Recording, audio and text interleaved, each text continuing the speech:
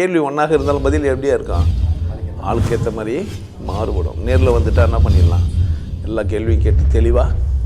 அதுக்கு தான் சத் சங்கம். என்னுடைய நோக்கம் எல்லாம் மனிதர்கள் எல்லாம் மகிழ்ச்சியாக இருக்கணும், அவ்வளோதான். ஒரு தொழிலை எப்படி நடத்தணும் அப்படின்னு தொழில்கிட்டே கேட்கணும்.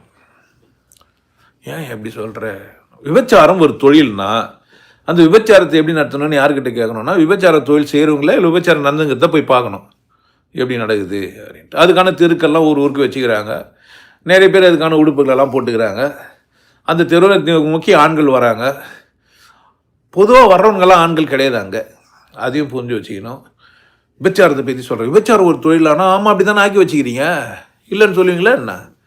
பெண்கள் அப்படி தானே ஆக்கி வச்சுக்கிறீங்க, விபச்சார பொருளாக தானே மாற்றி வச்சுக்கிறீங்க. ஆண்கள் யாருன்னா விபச்சாரம் பண்ண முடியுமா என்ன? தகுதி கிடையாது. ஆண்கள் ஏன் விபச்சாரிகளாக இல்லைன்னா தகுதி கிடையாது, அந்த தொழில் செய்ய முடியாது அவனால், பாவம் அவன். அது புரிஞ்சுக்கோ முதல்ல. இந்த இதான் பேசுங்கிறேன், இவனுங்கெல்லாம் வேறு மாதிரி யோசிக்கிறானுங்க. இது ஆண்களால் செய்ய முடியாத தொழில். முதல்ல அது அடிப்படை என்ன அப்படிங்க, என்ன இதை யாரால் செய்ய முடியாது? ஏன்னா ஆண்கள் இல்லை அந்த மாதிரி விபச்சாரம் செய்ய முடிஞ்ச ஆண்கள் கிடையவே கிடையாது. அப்போ ஆண்கள் கிடையாது, தகுதி இல்லை அவனுக்கு. அப்போ விபச்சாரி பெண்கள்னாக்கா அசிங்கம் கிடையாது, தகுதி அவளுக்கு தான் இருக்குது. இது தகுதியின் அடிப்படையில் அவள் சிறந்தவள். உங்களுக்கு புரியுதான்னு பாருங்க. ஸோ தொழில்கிட்ட போய் கேட்டிங்கன்னா, இந்த தொழிலை யாரால் செய்ய முடியாது? ஆம்பளையால் செய்யவே முடியாது. ரெண்டு ஆம்பளை, 2 பொம்பளை, 3வது பொம்பளை, 4வது பொம்பளை எல்லாம் ஒரு மாடு ஒன்றா கூட வச்சுன்னு வைப்பான். அங்கே போய் பொம்பளை மாடுகள் எட்டு போய் விட்டு எடுத்துன்னு வர முடியும். ஆண்கள்லாம் அப்படியெல்லாம் கிடையாது. மாடுகள் எல்லாம் அப்படி பண்ணாது. அதுக்காக மாடுகள் வளர்க்கப்பட்டிருக்கும். அப்போ விபச்சாரம் ஒரு தொழில் நீங்கள் நினச்சிங்கன்னா அதை செய்யுங்க. வேணாம் நான் என்ன கேட்டிங்கன்னா, விபச்சாரத்தை செய்ய வேணாம். அந்த தொழிலை நீங்கள் என்ன பண்ண வேணாம், செய்ய வேணாம். உங்களால் முடிய வேணாம், நீங்கள் செய்ய வேணாம். பெண்களுக்கு நான் சொல்கிறது அது உங்களுக்கு நல்லது இல்லை. ஆண்களை விபச்சார தொழிலுக்கு ஈடுபடுத்துங்க. ஆண்கள் என்ன பண்ணுங்க, ஈடுபடுத்த முடியாத ஆண்கள்னு புரிய வைங்க. இந்த விபச்சார தொழில் வேணாம் இந்த உலகத்தில். என்ன இப்படி சொன்ன முடியும், ஆனால் நீ செய்யாத. அது உனக்கு எளிமையாக இருக்குது. உன்னை கொண்டு அது பிழைக்கிற மாமாசுவரம் நிறைய பேர் இருக்கிறானுங்க. வேலை செய்ய திணியாக இருக்குது, பணம் சம்பாதித்து வசதியாக வாழ்றதெல்லாம் அவனாக இருக்கிறான்.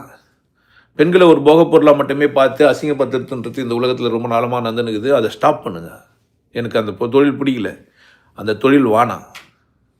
நான் பார்க்குற எல்லா பெண்களுக்குமே சொல்கிறேன், ஒரு அப்பனா நீ என்ன வேணா நினச்சிக்கோனா, அந்த தொழில் உனக்கு வேணாம். அப்போ உங்களுக்கு திறமை இருக்குதுன்னா, ஆமாம் கை கால்கள் போதும், கைகளில் செய்ய முடியாத வேலைகள் இல்லை. ஆணுக்கும் பெண்ணுக்கும் என்ன தான் இருக்குது, கை கால்கள் வேலை எதை தான் செஞ்சுக்கிறாங்க, கை கால் மூளை கண்ணு காது மூக்கு இவ்வளோ தான். இதை கொண்டு தான் என்ன பண்ணுங்கிறேன் எல்லா வேலையும். ஸோ தொழில்னு ஒன்றே அந்த தொழிலை செய்யக்கூடாது, எந்த தொழிலை. ஆனால் அது ஆண்களால் செய்ய முடியாது, தகுதி இல்லை, அதனால் நீங்கள் செய்கிறீங்க, தப்பு. அப்போ அந்த தொழிலை தவிர மற்ற தொழிலெலாம் செய்யலாமான்னா செய்யலாம். எந்த தொழில் செய்யலாம் அப்படின்னா எல்லா தொழிலும் செய்யலாம். அதை தாண்டி விபச்சாரத்தை தாண்டினா தொழில் செய்யலாம்னா துணி செய்யலாம், உடுப்புகளை செய்யலாம், சமையல் செஞ்சு கொடுக்கலாம், உணவுப் பொருட்களை உருவாக்கலாம். இன்றைக்கி இன்ஃபர்மேஷன் டெக்னாலஜின்னு ஒன்று வந்துருச்சு. அதை மட்டுமே படித்து அதுக்காக வேலைங்களை நீங்கள் செய்யலாம். கம்பெனிகளில் ப்ராடக்ட் பண்ணலாம், ப்ராடக்ட் பண்ணுறது மெயின்டைன் பண்ணலாம், ரிப்பேர் பண்ணலாம், விற்கலாம், சேல்ஸ் பண்ணலாம், ஏஜென்சி வேலை செய்யலாம், எல்லா வேலையும் நீங்கள் செய்யலாம். அதனால் உங்கள் தொழிலில் அந்த எக்ஸப்ட்டு விபச்சாரத்தை விட்டுட்டு வேறு தொழிலில் நீங்கள் என்ன பண்ணுங்கள், தேர்ந்தெடுத்துட்டு ஒரு லிஸ்ட்டை போட்டு உங்களுக்கு எது பிடிக்குதோ அந்த தொழிலை பாருங்கள். உங்களுக்கு லாபம் பிடிக்குதா, தொழில் பிடிக்குதான்னு பாருங்கள். உங்களுக்கு பணம் வேணுமா இல்லை வேலை வேணுமான்னு பாருங்கள். நான் ஒரு வேலையை செய்ய வேண்டும், அதை கொண்டு பணம் செய்ய வேண்டும். எனக்கு பணம் வேண்டும், ஒரு வேலையை செய்ய வேண்டும். 2 நோக்கம் இருக்குது. எனக்கு பணம் வேணும், தொழில் செய்யணும். நான் தொழில் செய்யணும், அதன் மூலிமா எனக்கு பணம் வரும். 2 பக்கம். அப்போ எனக்கு கம்ஃபர்டபுளான ஒரு வேலையை செய்யணும், அதுலேருந்து எனக்கு பணம் வரணும். எனக்கு பணம் வரணும், வேலை கம்ஃபர்டபுளாக இல்லை கட்டி பரவாயில்ல. ஸோ எது கம்ஃபர்டபிலிட்டின்னு பாருங்கள், பணமா வேலையா உங்கள் இஷ்டம். அது தேர்ந்தெடுங்க முதல்ல. அதுலேருந்து ஒரு வேலையை எடுத்துக்கோங்க. நஷ்டம் எவ்வளோ ஆகலான்னு பாருங்கள், லாபம் எவ்வளோ வேணும்னு பார்க்காதீங்க. இந்த தொழிலில் நான் எவ்வளவு நஷ்டம் அடைய முடியும், நான் இந்த தொழிலுக்காக எவ்வளவு காலம் காத்திருக்கலாம், அதை மட்டும் பாருங்கள். மற்றபடி நீங்கள் எந்த தொழிலும் என்ன பண்ணலாம், கரோடு விற்க தோணும், மீன் விற்ற காசு நாராது. மாட்டுக்கறி வியாபாரம் கூட பண்ணலாம். மாடை வறுத்து பதப்படுத்தி பொருளாக்கி கூட விற்கலாம். ப்ரொமோட்டுக்காக சொல்ல வரல நான். எந்த வேலையும் என்ன பண்ணலாம், செய்யலாம். ஆட்டுக்கறி, மாட்டுக்கறி, கோழிக்கறி கறிங்களெல்லாம் போய் எலும்புகளை மட்டுமே வாங்கின்னு வந்து அதை பதப்படுத்தி பவுடர் ஆக்கி என்ன பண்ணிக்கலாம், நீங்கள் குப்பை மட்டுமே பொறுக்கி வசதியாகலாம். புரியுதுங்களா நான் சொல்கிறேன்ட்டு? வேப்பங்கொட்டை பொறுக்கி மட்டுமே விவசாயம் தான் நல்ல தொழிலே, ரொம்ப விசேஷமான தொழில். செய்யக்கூடாத தொழில் விபச்சாரம். செய்ய வேண்டிய ஒரு தொழில் எது அப்படின்னா விவசாயம் தான். உழுதுண்டு வாழ்வாரே வாழ்வார், தொழுதுண்டு பின் செல்பவர் தான். உணவு தான் மனுஷனுக்கு ரொம்ப அவசியமானது. ஸோ உணவு செய்கிறது இல்லை, உற்பத்தி பண்ணுறது. நிலமகளும் நானுவாள் அப்படின்லாம் சொல்கிறது. பூமி பந்தில் நீங்கள் கீறி 2 விதையை போட்டால் என்ன ஆகும், வந்துடும். நான் அவ்வளோ சந்தோஷப்பட்டேன். நெல் வச்சுன்னு காரில் சுற்றிங்கிறான் ஒரு மனுஷன். பரவாயில்ல, மதிக்கிறான் இருந்தாலே அப்படின்ட்டு. அது சடங்காக இருக்கலாம், தப்பாக இருக்கலாம். நெல்லை தூக்கி பாயில் வச்சுக்கிறதால என்னடா என்னன்றதான் கிடையாது. மதிக்கிறது ஒரு விசேஷம் இல்லை. நான் என் நிலத்துலேருந்து எடுத்துன்னு வந்தேன் அப்படின்னு. அது ஒரு கம்பீரம், அது ஒரு கொண்டாட்டம். அதனால் தொழில் சிறந்தது அப்படின்னா விவசாயம் சிறந்தது. அதுக்குன்னு மற்றதெல்லாம் தப்பானா இல்லை.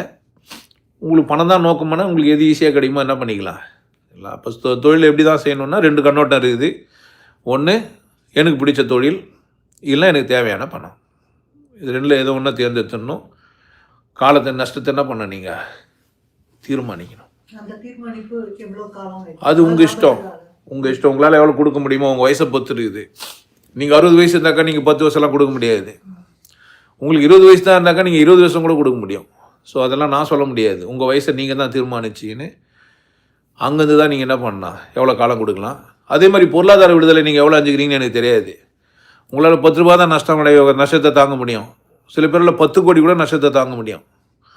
யாரெல்லாம் பணக்காரனாக ஆகிறான்னாக்கா அவன் நஷ்டத்தை எவ்வளோ தாங்க முடியுமோ அவன் தான் பெரிய தொழில் அதிபராக முடியும். புரியுதுங்களா நான் சொல்கிறேன்ட்டு? ஏன் ஒரு கார் நீங்கள் வாங்கி விற்கணுன்னா அதுக்கான முதலீடு அதிகம், அப்படி தானே? அதெல்லாம் நீங்கள் பார்த்துக்குவாங்க. எந்த முதலீடு மாதிரியுமே இருந்தாலும் நீங்கள் உங்களால் பணத்தை பண்ண முடியும். குப்பை பொறுக்கிறதுலேருந்து ஆரம்பிக்கலாம். பணம்னு ஒரு வகுப்பே இருக்குது என்கிட்ட. நீங்கள் பணத்துக்கான ஒரு வகுப்புக்கு வரலாம். இந்த பாலிடிக்ஸ் கோர்ஸில் இதெல்லாம் இருக்கும். இதெல்லாம் உள்ளே போய் நீங்கள் எல்லாம் டீட்டெயிலாக பார்த்துக்கலாம்.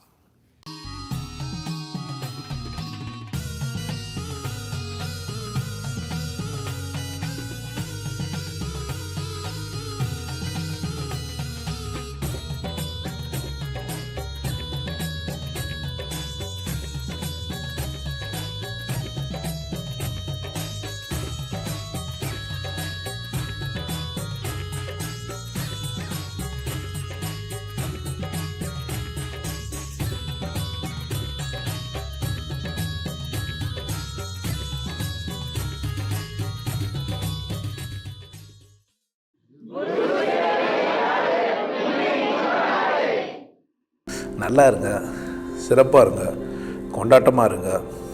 உங்களை நீங்கள் மதிப்பு மிகுந்தவராக மாற்றுறது உங்கள் கையில் தான் இருக்குது. நல்லா இருங்க. நான் ஒரு வாய்ப்பு, என்னை பயன்படுத்திக்கலாம். நல்லது.